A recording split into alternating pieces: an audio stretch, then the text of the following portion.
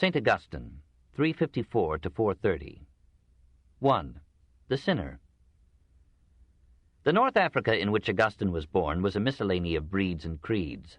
Punic and Numidian blood mingled with Roman in the population, perhaps in Augustine.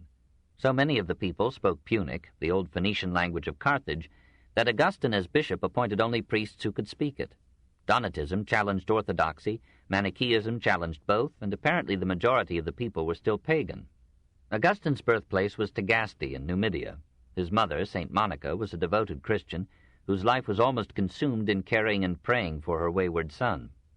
His father was a man of narrow means and broad principles, whose infidelities were patiently accepted by Monica in the firm belief that they could not last forever.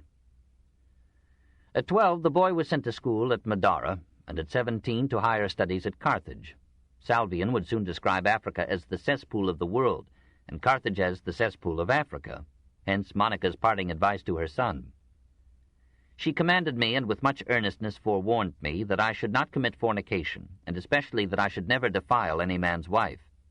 These seemed to me no better than women's counsels, which it would be a shame for me to follow. I ran headlong with such blindness that I was ashamed among my equals to be guilty of less impudency than they were, whom I heard brag mightily of their naughtiness, yea, and so much the more boasting by how much more they had been beastly. And I took pleasure to do it, not for the pleasure of the act only, but for the praise of it also. And when I lacked opportunity to commit a wickedness that should make me as bad as the lost, I would feign myself to have done what I never did. He proved an apt pupil in Latin also, and in rhetoric, mathematics, music, and philosophy. My unquiet mind was altogether intent to seek for learning. He disliked Greek, and never mastered it or learned its literature, but he was so fascinated by Plato that he called him a demigod, and did not cease to be a Platonist when he became a Christian. His pagan training in logic and philosophy prepared him to be the most subtle theologian of the Church. Having graduated, he taught grammar at Thagaste, and then rhetoric at Carthage. Since he was now 16, there was much ado to get me a wife. However, he preferred a concubine, a convenience sanctioned by pagan morals and Roman law. Still unbaptized, Augustine could take his morals where he pleased. Concubinage was for him a moral advance. He abandoned promiscuity and seems to have been faithful to his concubine until their parting in 385. In 382, still a lad of 18, he found himself unwillingly the father of a son, whom he called at one time son of my sin, but more usually Adiodatus, gift of God. He came to love the boy tenderly and never let him go far from his side. At 29, he left Carthage for the larger world of Rome. His mother, fearing that he would die unbaptized, begged him not to go, and when he persisted, besought him to take her with him.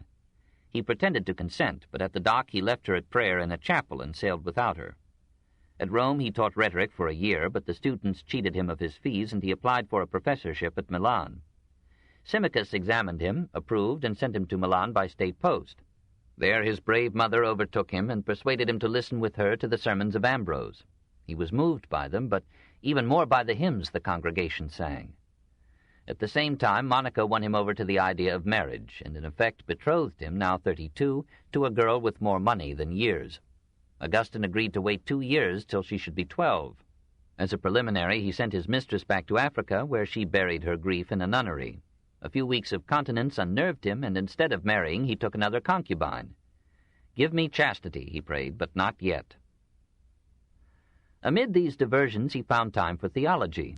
He had begun with his mother's simple faith, but had cast it off proudly at school. For 9 years, from 374 to 383, he accepted Manichaean dualism as the most satisfactory explanation of a world so indifferently compounded of evil and good. For a time he flirted with the skepticism of the later academy, but he was too emotional to remain long in suspended judgment. At Rome and Milan he studied Plato and Plotinus. Neoplatonism entered deeply into his philosophy, and through him dominated Christian theology till Abélard. It became for Augustine the vestibule to Christianity. Ambrose had recommended him to read the Bible in the light of Paul's statement that the letter killeth, but the Spirit maketh to live. Augustine found that a symbolic interpretation removed what had seemed to him the puerilities of Genesis. He read Paul's epistles and felt that here was a man who, like himself, had passed through 1,000 doubts. In Paul's final faith there had been no mere abstract Platonic logos, but a divine word that had become man. One day, as Augustine sat in a Milan garden with his friend Alypius, a voice seemed to keep ringing in his ears, "Take up and read, take up and read." He opened Paul again and read, "Not in rioting and drunkenness, not in chambering and wantonness, not in strife and envying, but put ye on the Lord Jesus Christ, and make not provision for the flesh to fulfill the lusts thereof." The passage completed for Augustine a long evolution of feeling and thought. There was something infinitely warmer and deeper in this strange faith than in all the logic of philosophy. Christianity came to him as a profound emotional satisfaction. Surrendering the skepticism of the intellect, he found for the first time in his life moral stimulus and mental peace. His friend Alypius confessed himself ready for a like submission. Monica, receiving their capitulation, melted her heart out in grateful prayer. On Easter Sunday of 387, Augustine, Alypius, and Adeodatus were baptized by Ambrose, with Monica standing happily by. All four resolved to go to Africa and live a monastic life. At Ostia, Monica died, confident of reunion in paradise. Arrived in Africa, Augustine sold his modest patrimony and gave the proceeds to the poor. Then he and Alypius and some friends formed a religious community and lived at Thagaste in poverty, celibacy, study, and prayer. So was founded, in 388, the Augustinian Order, the oldest monastic fraternity in the West. 2. The Theologian. In 389, Adeodatus passed away, and Augustine mourned him as bitterly as if still uncertain of the eternal bliss awaiting those who died in Christ. Work and writing were his only consolations. In 391, Valerius, bishop of nearby Hippo, now Beaune, asked his aid in administering the diocese, and for this purpose ordained him a priest. Valerius often yielded the pulpit to him, and Augustine's eloquence impressed the congregation even when they could not understand him. Hippo was a seaport of some 40,000 population. The Catholics had one church there, the Donatists another. The remainder of the people were Manichaeans or pagans. The Manichaean bishop, Fortunatus, had hitherto dominated the theological scene. Donatists joined Catholics in urging Augustine to meet him in debate. He consented, and for 2 days these novel gladiators crossed words before a crowd that filled the baths of Socius. Augustine won. Fortunatus left Hippo and never returned, this in 392. 4 years later, Valerius, alleging his age, asked the congregation to choose his successor. Augustine was unanimously elected, and though he protested and wept and begged the privilege of returning to his monastery, he was prevailed upon, and for the remaining 34 years of his life he was Bishop of Hippo. From this foot of earth he moved the world. He chose 1 or 2 deacons and brought 2 monks from his monastery to help him. They lived monastically and communistically in the episcopal rectory. Augustine was a bit puzzled to understand how one of his aides at death could leave a tidy legacy. All subsisted on a vegetarian diet, reserving meat for guests and the sick. Augustine himself is described as short and thin, and never strong. He complained of a lung disorder and suffered unduly from the cold. He was a man of sensitive nerves, easily excited, of keen and somewhat morbid imagination, of subtle and flexible intellect. Despite a tenacious dogmatism and some occasional intolerance, he must have had many lovable qualities. Several men who came to learn rhetoric from him accepted his lead into Christianity, and Alypius followed him to the end. He had hardly taken his seat as bishop when he began a lifelong war against the Donatists. He challenged their leaders to public debate, but few cared to accept. He invited them to friendly conferences, but was met first with silence, then with insult, then with violence. Several Catholic bishops in North Africa were assaulted, and some attempts seem to have been made upon the life of Augustine himself. However, we do not have the Donatist side of this story. In 411, a council called by the Emperor Honorius met at Carthage to quiet the Donatist dispute. The Donatists sent 279 bishops, the Catholics 286. But bishop in Africa meant little more than parish priest.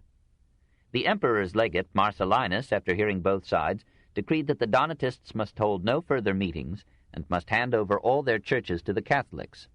The Donatists replied with acts of desperate violence, including, we are told, the murder of Restitutus, a priest of Hippo, and the mutilation of another member of Augustine's staff. Augustine urged the government to enforce its decree vigorously. He retracted his earlier view that no one should be coerced into the unity of Christ, that we must fight only by arguments and prevail only by force of reason. He concluded that the Church, being the spiritual father of all, should have a parent's right to chastise an unruly son for his own good. It seemed to him better that a few Donatists should suffer than that all should be damned for want of coercion. At the same time, he pled repeatedly with the state officials not to enforce the death penalty against the heretics. Aside from this bitter contest and the cares of his see, Augustine lived in the country of the mind and labored chiefly with his pen. Almost every day he wrote a letter whose influence is still active in Catholic theology. His sermons alone fill volumes, and though some are spoiled by an artificial rhetoric of opposed and balanced clauses, and many deal with local and transient topics in a simple style adapted to his unlettered congregation, many of them rise to a noble eloquence born of mystic passion and profound belief. His busy mind, trained in the logic of the schools, could not be confined within the issues of his parish. In treatise after treatise he labored to reconcile with reason the doctrines of the Church that he had come to revere as the one pillar of order and decency in a ruined and riotous world. He knew that the Trinity was a stumbling block to the intellect. For 15 years he worked on his most systematic production, De Trinitate, struggling to find analogies in human experience for three persons in one God. More puzzling still, filling all Augustine's life with wonder and debate, was the problem of harmonizing the free will of man with the foreknowledge of God. If God is omniscient, he sees the future in all details. Since God is immutable, this picture that he has of all coming events lays upon them the necessity of occurring as he has foreseen them. They are irrevocably predestined. Then how can man be free? Must he not do what God has foreseen? And if God has foreseen all things, he has known from all eternity the final fate of every soul that he creates. Why, then, should he create those that are predestined to be damned? In his first years as a Christian, Augustine had written a treatise, De Libero Arbitrio, on free will. He had sought then to square the existence of evil with the benevolence of an omnipotent God, and his answer was that evil is the result of free will. God could not leave man free without giving him the possibility of doing wrong as well as right. Later, under the influence of Paul's epistles, he argued that Adam's sin had left upon the human race a stain of evil inclination, that no amount of good works, but only the freely given grace of God, could enable the soul to overcome this inclination, erase this stain, and achieve salvation. God offered this grace to all, but many refused it. God knew that they would refuse it, but this possibility of damnation was the price of that moral freedom without which man would not be man. The divine foreknowledge does not destroy this freedom. God merely foresees the choices that men will freely make. Augustine did not invent the doctrine of original sin. Paul, Tertullian, Cyprian, Ambrose had taught it, but his own experience of sin and of the voice that had converted him had left in him a somber conviction that the human will is from birth inclined to evil and can be turned to good only by the gratuitous act of God. He could not explain the evil inclination of the will except as an effect of Eve's sin and Adam's love. Since we are all children of Adam, Augustine argued, we share his guilt, are indeed the offspring of his guilt. The original sin was concupiscence. And concupiscence still befouls every act of generation. By the very connection of sex with parentage, mankind is a mass of perdition, and most of us will be damned. Some of us will be saved, but only through the grace of the suffering Son of God, and through the intercession of the mother who conceived him sinlessly. Through a woman we were sent to destruction. Through a woman salvation was restored to us. Writing so much and so hurriedly, often it appears by dictation to amanuenses, Augustine fell more than once into exaggerations which later he strove to modify. At times he propounded the Calvinistic doctrine that God arbitrarily chose from all eternity the elect to whom he would give his saving grace. A crowd of critics rose to plague him for such theories. He conceded nothing, but fought every point to the end. From England came his ablest opponent, the footloose monk Pelagius, with a strong defense of man's freedom and of the saving power of good works. God indeed helps us, said Pelagius, by giving us his law and commandments, by the example and precepts of his saints, by cleansing waters of baptism and the redeeming blood of Christ. But God does not tip the scales against our salvation by making human nature inherently evil. There was no original sin, no fall of man. Only he who commits a sin is punished for it. It transmits no guilt to his progeny. God does not predestine man to heaven or hell, does not choose arbitrarily whom he will damn or save. He leaves the choice of our fate to ourselves. The theory of innate human depravity, said Pelagius, was a cowardly shifting to God of the blame for man's sins. Man feels and therefore is responsible. If I ought, I can. Pelagius came to Rome about 400, lived with pious families, and earned a reputation for virtue. In 409 he fled from Alaric, first to Carthage, then to Palestine. There he dwelt in peace till the Spanish priest Orosius came from Augustine to warn Jerome against him, this in 415. An Eastern synod tried the monk and declared him orthodox. An African synod, prodded by Augustine, repudiated this finding and appealed to Pope Innocent I, who declared Pelagius a heretic, whereupon Augustine hopefully announced, "Causa finita est," the case is finished. But Innocent, dying, was succeeded by Zosimus, who pronounced Pelagius guiltless. The African bishops appealed to Honorius. The emperor was pleased to correct the pope. Zosimus yielded in 418, and the Council of Ephesus in 431 condemned as a heresy the Pelagian view that man can be good without the helping grace of God.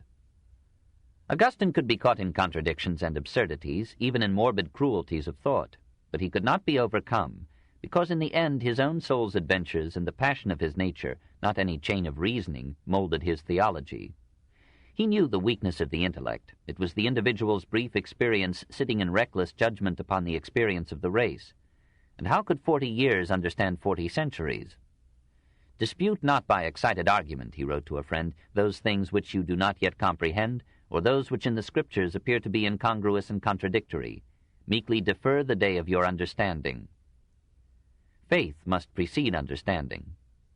"Seek not to understand that you may believe, but believe that you may understand. Crede ut intelligas." The authority of the Scriptures is higher than all the efforts of the human intelligence. The Bible, however, need not always be taken literally. It was written to be intelligible to simple minds, and had to use corporeal terms for spiritual realities. When interpretations differ, we must rest in the decision of the church councils, in the collective wisdom of her wisest men. But even faith is not enough for understanding. There must be a clean heart to let in the rays of the divinity that surrounds us. So, humbled and cleansed, one may, after many years, rise to the real end and essence of religion, which is the possession of the living God. I desire to know God and the soul. Nothing more, nothing whatever. Oriental Christianity spoke mostly of Christ. Augustine's theology is of the first person. It is of and to God the Father that he speaks and writes. He gives no description of God, for only God can know God fully. Probably the true God has neither sex, age, nor body. But we can know God, in a sense, intimately through creation. Everything in the world is an infinite marvel in its organization and functioning, and would be impossible without a creative intelligence. The order, symmetry, and rhythm of living things proclaims a kind of Platonic deity, in whom beauty and wisdom are one. We need not believe, says Augustine, that the world was created in 6 days. Probably God in the beginning created only a nebulous mass, nebulosa species. But in this mass lay the seminal order, or productive capacities, rationes seminales, from which all things would develop by natural causes. For Augustine, as for Plato, the actual objects and events of this world pre-existed in the mind of God as the plan of a building is conceived by the architect before it is built, and creation proceeds in time according to these eternal exemplars in the divine mind. 3. The philosopher. How shall we do justice, so briefly, to so powerful a personality and so fertile a pen? Through 230 treatises he spoke his mind on almost every problem of theology and philosophy, and usually in a style warm with feeling and bright with new-coined phrases from his copious mint. He discussed with diffidence and subtlety the nature of time. He anticipated Descartes' cogito ergo sum. To refute the academics who denied that man can be certain of anything, he argued, who doubts that he lives and thinks? For if he doubts, he lives. He presaged Bergson's complaint that the intellect, through long dealing with corporeal things, is a constitutional materialist. He proclaimed, like Kant, that the soul is the most directly known of all realities, and clearly stated the idealistic position, that since matter is known only through mind, we cannot logically reduce mind to matter. He suggested the Schopenhauerian thesis that will, not intellect, is fundamental in man. And he agreed with Schopenhauer that the world would be improved if all reproduction should cease. 2 of his works belong to the classics of the world's literature. The Confessions, circa 400, is the first and most famous of all autobiographies. It is addressed directly to God, as a 100,000-word act of contrition. It begins with the sins of his youth, tells vividly the story of his conversion, and occasionally bursts into a rhapsody of prayer. All confessions are camouflage, but there was in this one a sincerity that shocked the world. Even as Augustine wrote it, 46 and a bishop, the old carnal ideas still live in my memory and rush into my thoughts. In sleep they come upon me not to delight only, but even so far as consent, and most like to the deed. Bishops are not always so psychoanalytically frank. His masterpiece is the moving story of how one soul came to faith and peace, and its first lines are its summary. Thou hast created us for thyself, and our hearts know no rest until they repose in thee. His faith is now unquestioning, and rises to a moving theodicy. Too late I came to love thee, O thou beauty, both so ancient and so fresh. Yea, also the heaven and the earth, and all that is in them, bid me on every side that I should love thee. What now do I love when I love thee? I asked the earth, and it answered, I am not it. I asked the sea, and the deeps and the creeping things, and they answered, We are not thy God, seek above us. I asked the fleeting winds, and the whole air with its inhabitants answered me, Anaximenes was deceived, I am not God. I asked the heavens, the sun and moon and stars, nor, said they, are we the God whom thou seekest.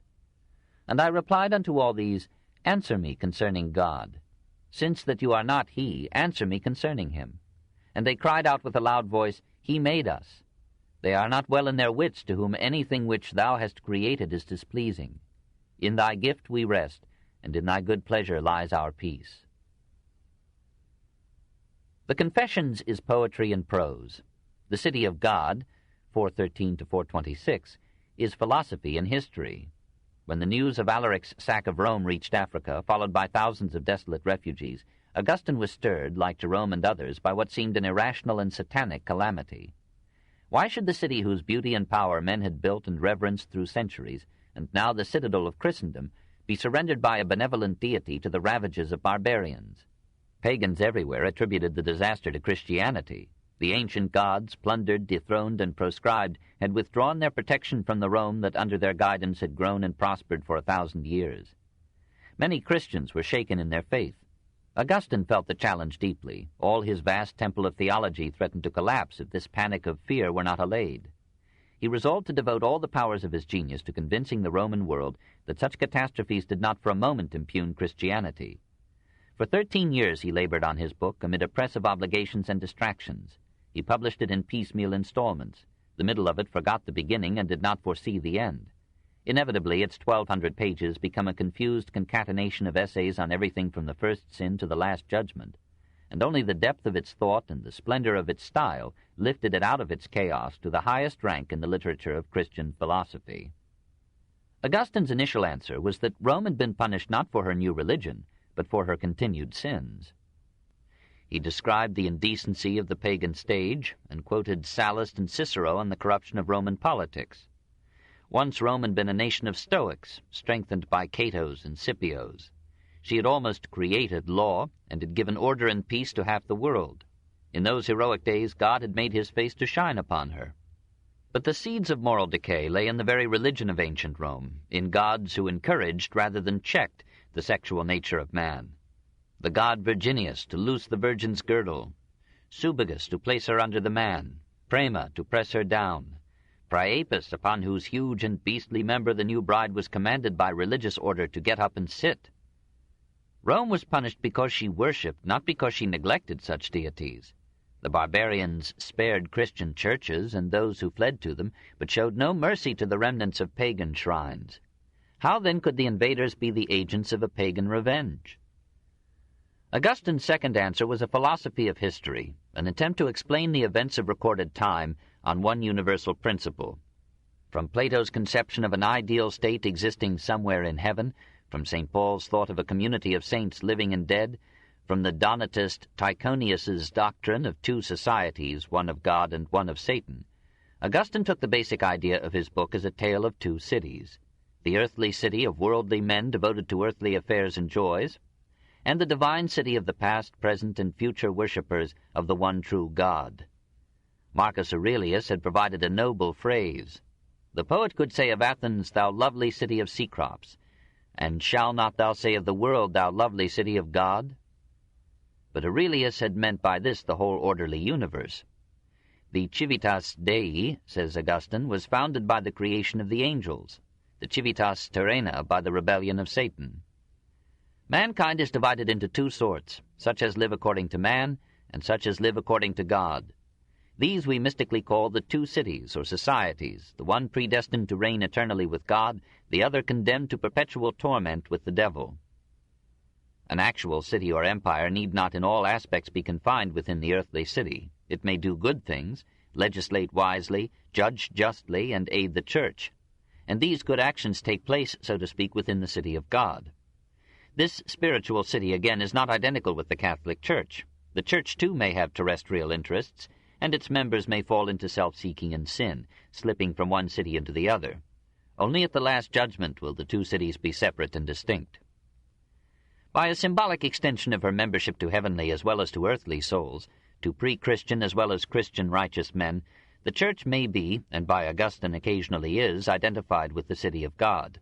The Church would later accept this identification as an ideological weapon of politics, and would logically deduce from Augustine's philosophy the doctrine of a theocratic state, in which the secular powers, derived from men, would be subordinate to the spiritual power held by the Church and derived from God. With this book, paganism as a philosophy ceased to be, and Christianity as a philosophy began. It was the first definitive formulation of the medieval mind. 4. The Patriarch. The old lion of the faith was still at his post when the Vandals came. To the end he remained in the theological arena, felling new heresies, countering critics, answering objections, resolving difficulties. He considered gravely whether woman will retain her sex in the next world, whether the deformed and the mutilated, the thin and the fat, will be reborn as they were, how those will be restored who were eaten by others in a famine. But age had come upon him with sad indignities. Asked about his health, he replied, "In spirit I am well, in body I am confined to bed. I can neither walk nor stand nor sit down because of swelling piles. Yet even so, since that is the Lord's good pleasure, what should I say but that I am well?" He had done his best to deter Boniface from rebellion against Rome, and had shared in recalling him to loyalty. As Gaiseric advanced, many bishops and priests asked Augustine should they stay at their posts or flee. He bade them stay and gave example. When the Vandals laid siege to Hippo, Augustine maintained the morale of the starving people by his sermons and his prayers. In the 3rd month of the siege he died, aged 76. He left no will, having no goods, but he had written his own epitaph. What maketh the heart of the Christian heavy? The fact that he is a pilgrim, and longs for his own country. Few men in history have had such influence.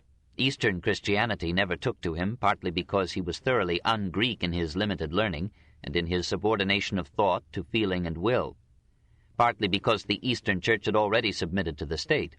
But in the West he gave a definitive stamp to Catholic theology.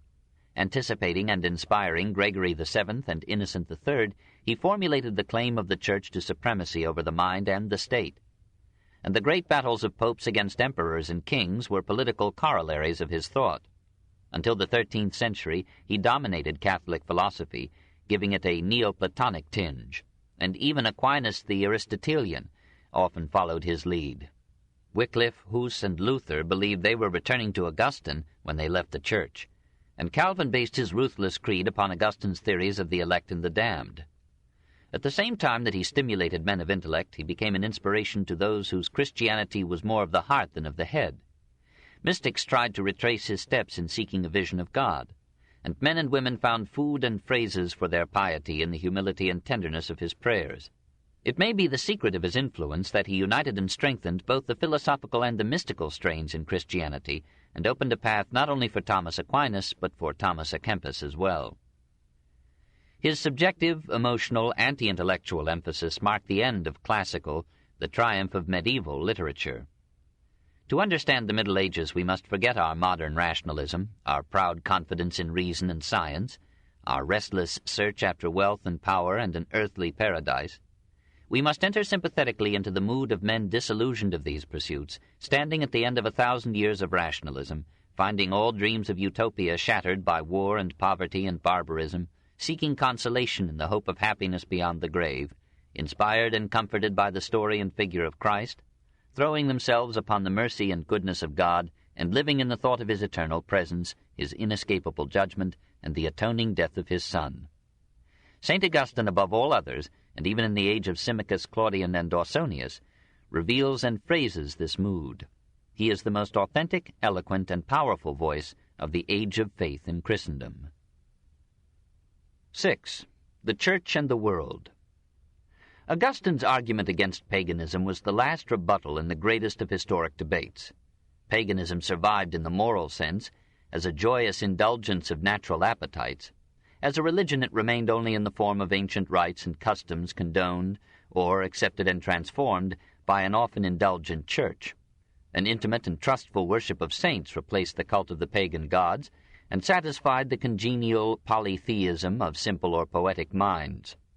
Statues of Isis and Horus were renamed Mary and Jesus. The Roman Lupercalia and the Feast of the Purification of Isis became the Feast of the Nativity. The Saturnalia were replaced by Christmas celebrations, the Floralia by Pentecost, an ancient festival of the dead by All Souls' Day, the resurrection of Attis by the resurrection of Christ.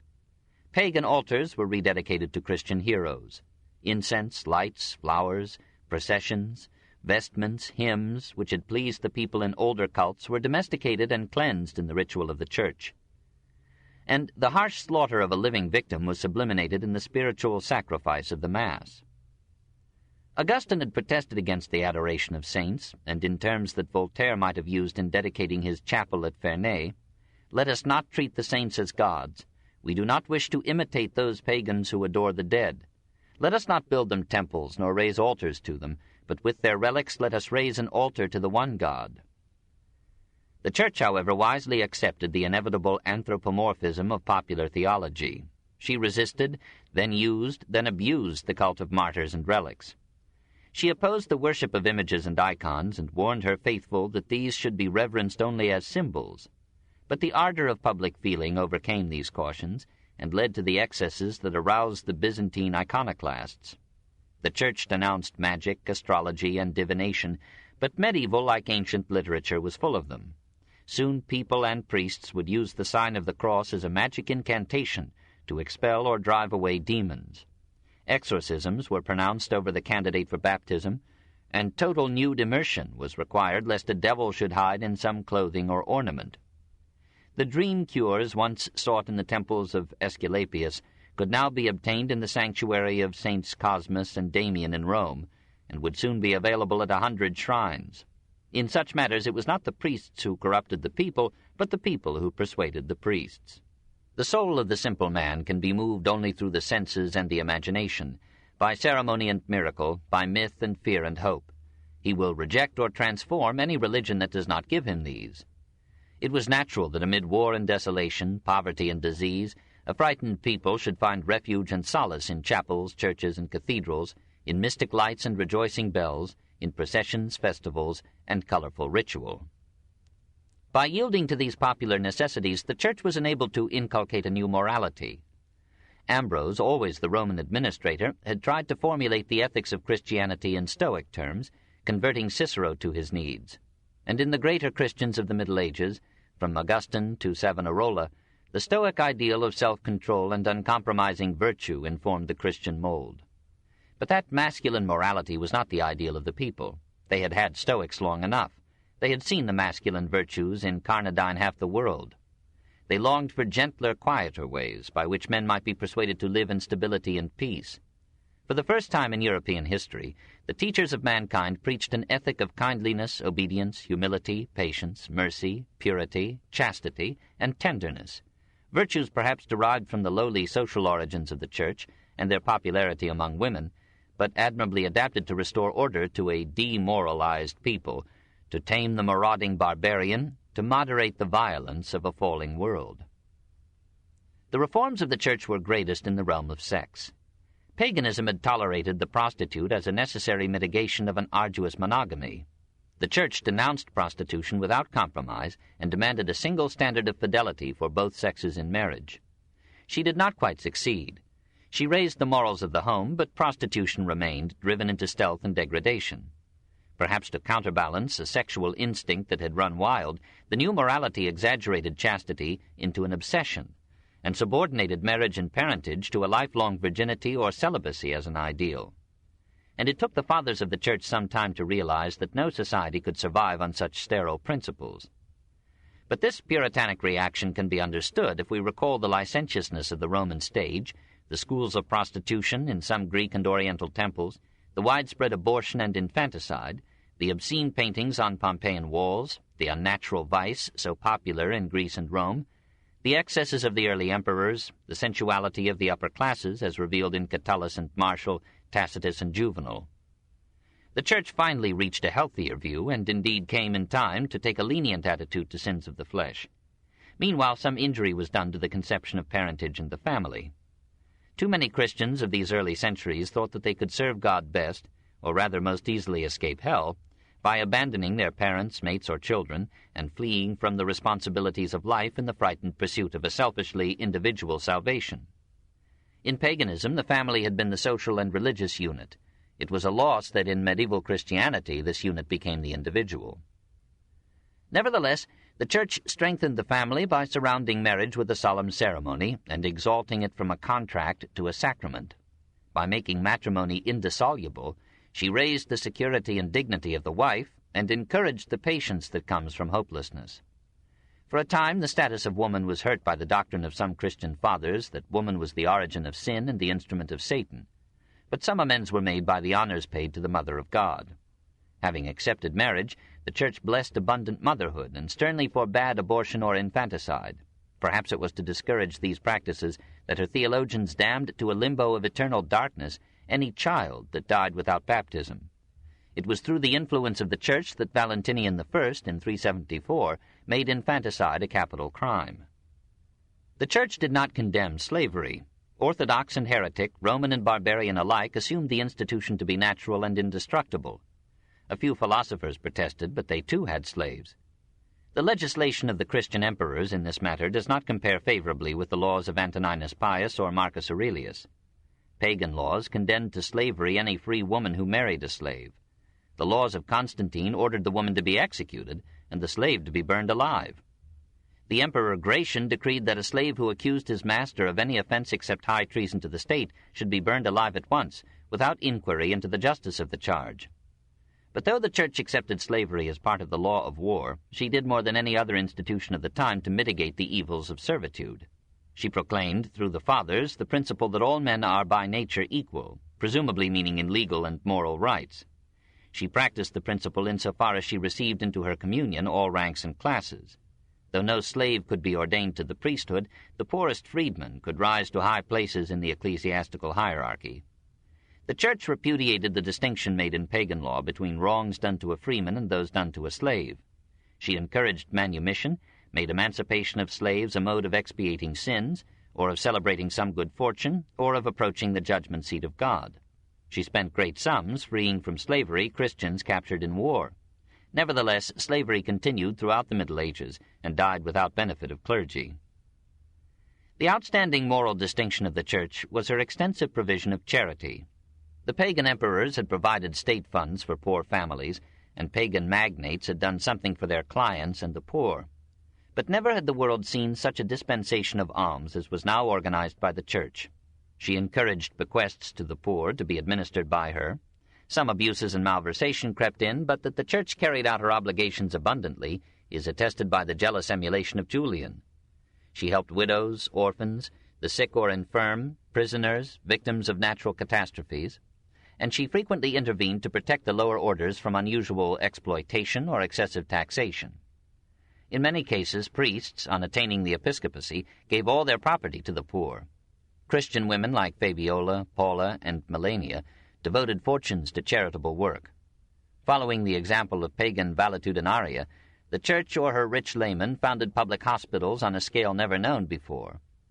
Basil established a famous hospital and the first asylum for lepers at Caesarea in Cappadocia. Xenodochia, refuges for wayfarers, rose along pilgrim routes. The Council of Nicaea ordered that one should be provided in every city. Widows were enlisted to distribute charity and found in this work a new significance for their lonely lives.